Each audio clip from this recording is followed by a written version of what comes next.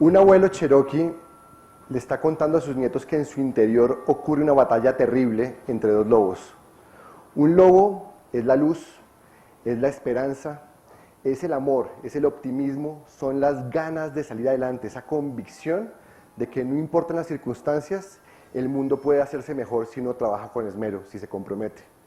El otro lobo es la oscuridad, es la tristeza, es la desesperanza, es el odio, es ese pesimismo que convence a las personas de que no importan las oportunidades, el mundo simple y llanamente va a ser cada vez peor.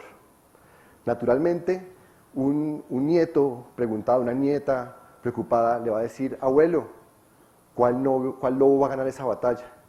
Y un abuelo lleno de ternura, lleno de cariño, con mucha sabiduría le va a decir, hijo mío, va a ganar el lobo que tú alimentes.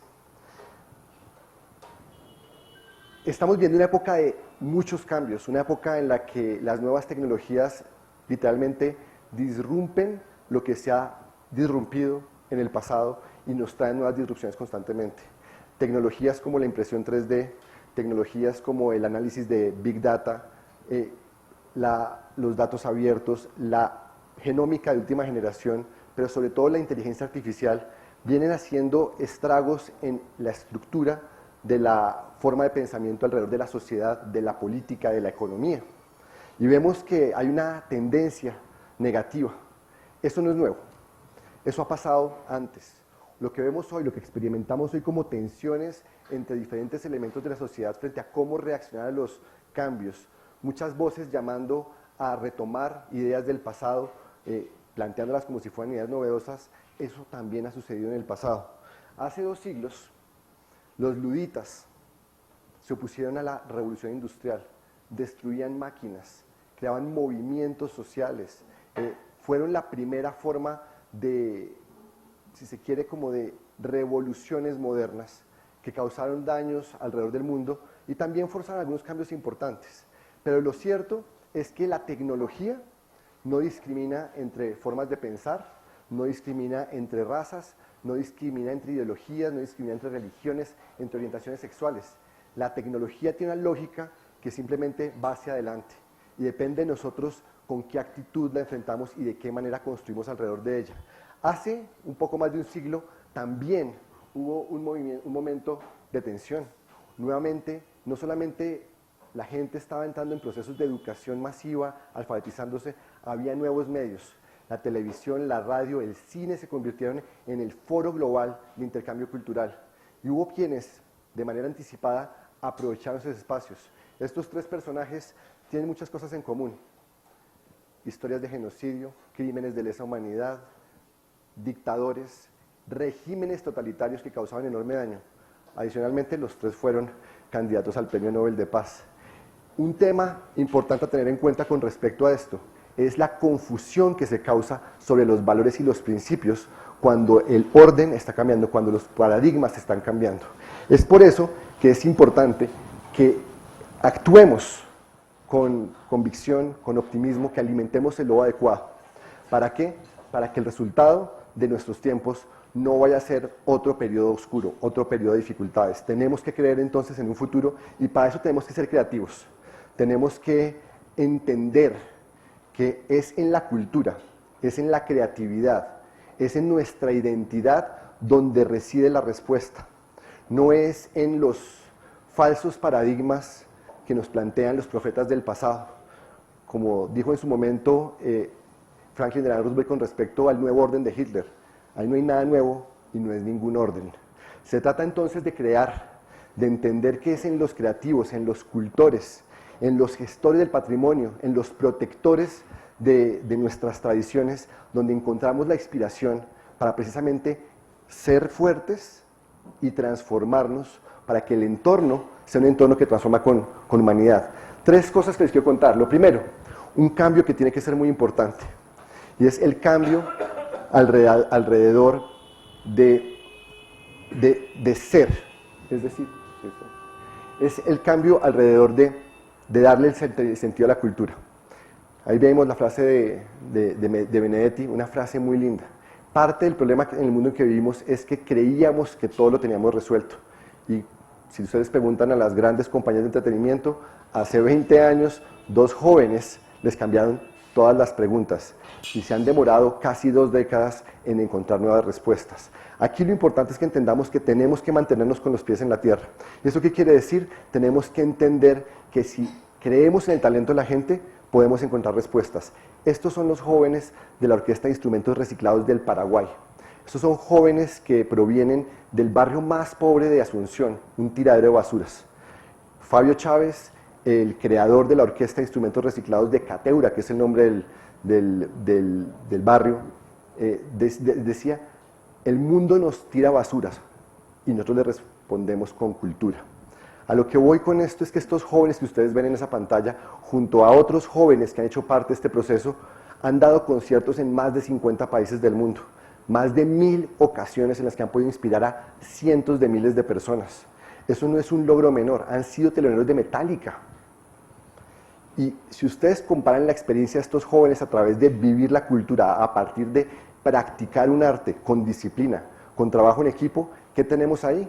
Tenemos las nuevas habilidades, tenemos habilidades blandas que les permiten desarrollar disciplina, resiliencia, entender que no es un camino fácil el de apostarle a la cultura, pero sobre todo aprenden que tienen un valor que está por encima de dónde nacieron y con qué recursos y oportunidades cuentan al inicio de sus vidas. Estos jóvenes conocen más mundo que la mayoría de la gente más privilegiada del planeta, pero no solamente lo conocen, han sido celebrados y vitoreados. Tuve la oportunidad de ser testigo de uno de esos momentos en el Kennedy Center en Washington, frente a la comunidad internacional de diplomáticos y de miembros del gobierno de los Estados Unidos y de la banca multilateral.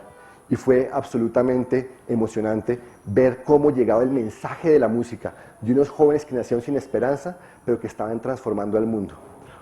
Lo segundo es entender que, si bien el mundo en el que vivimos es un mundo de elementos sólidos, de infraestructuras, que hay que seguir trabajando. Las infraestructuras son el mecanismo a través del cual nosotros podemos efectivamente nivelar la cancha, proveer oportunidades de acceso a través de la conectividad, a través de los escenarios y todo eso. Pero el Principito nos recuerda que tenemos que mirar más allá de lo que los ojos pueden ver, tenemos que ver con los ojos del corazón. Y esto quiere decir entender que la infraestructura tiene que tener una dimensión humana. El caso de Seúl es paradigmático. Probablemente sea la ciudad más inteligente hoy en el mundo. Es una ciudad comprometida con la transformación de sus entornos. Sí, están instalando en este momento más de 50.000 nuevos sensores para mejorar el transporte, la recolección de basura, el flujo de los servicios públicos, la seguridad en el espacio público. En fin, están haciendo todo lo necesario para que los ciudadanos se conecten. Han creado sistemas de pago gratuito en términos del crédito para activar pequeños comercios en los locales.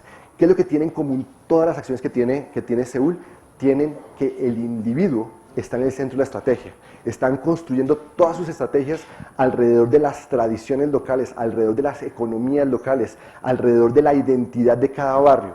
Para esto no lo han hecho de manera fortuita. Hace 20 años crearon una agencia dedicada a la transformación de la ciudad, es decir, es una transición con intención, sin invertir muchos más recursos, tal vez menos, que muchas otras ciudades que intentan ser inteligentes, están logrando transformaciones profundas.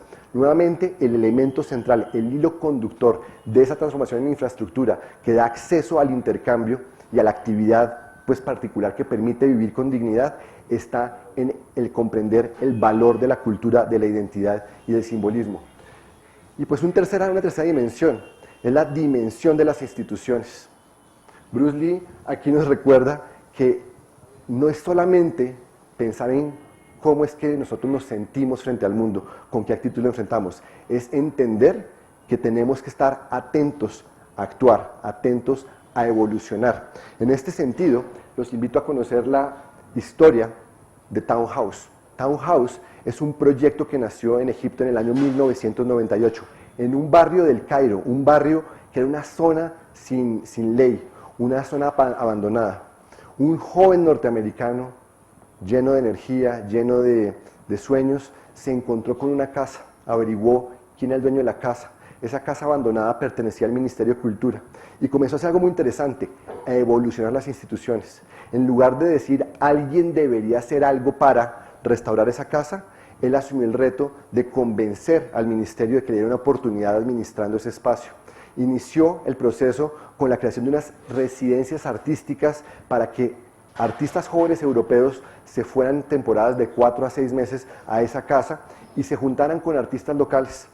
Hoy por hoy, docenas de artistas europeos y norteamericanos han pasado por Townhouse, han interactuado con docenas de artistas egipcios, han creado movimientos enteros, festivales de fotografía, festivales de arte, festivales de danza. Pero no solamente eso, han transformado el ADN que componía este barrio. Este es un barrio donde pululaba el delito, donde había traficantes de drogas.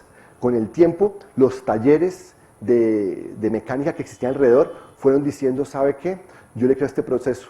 Y a la casa se fueron sumando bodegas y otros espacios. Hoy por hoy lo que tenemos ahí es un centro cultural que viene desde las bases y que ha transformado el sentido de ese barrio. Es uno de los barrios más interesantes hoy en día. Es un barrio que puede comunicar esperanza, es un barrio que construye oportunidades, es un barrio que le muestra al mundo que no solamente son las inversiones que puede hacer el Estado, también puede hacerse un esfuerzo desde lo privado y sumar. Las instituciones que necesitamos hoy no son o lo público o lo privado, eso es un falso dilema, es la actuación conjunta alrededor de un propósito común, y es que la cultura debe estar en el centro de nuestra estrategia de desarrollo. Es así que entonces los dejo con una pregunta para reflexionar, y es, ¿ustedes qué lobo están alimentando? Muchas gracias.